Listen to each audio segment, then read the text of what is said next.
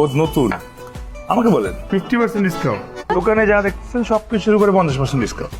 ও আচ্ছা, আপনি যেটা করবেন আমাকে ওই যে একটা এই যে পাউডারটা দেন একটা, হুম তারপর এখান থেকে একটা রসুন দিবেন, হুম আর ওই যে ওখান থেকে একটা ফেস ওয়াশ, হুম আর একটা আইলাইনার পাড়া।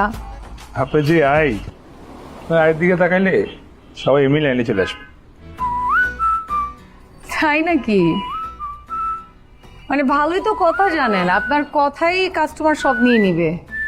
এটা তো ভালোই। আচ্ছা কত হলো? 900 টাকা ডিসকাউন্টে 450। 450।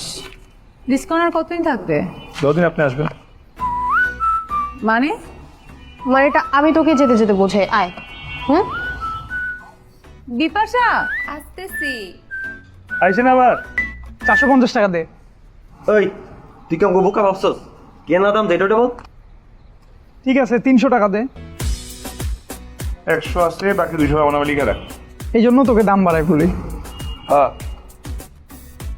তোর রান্নার রেসিপি দোকানে বসে এসব দেখা বাদ দিয়া একটু ব্যবসা কর ভালো। শুনে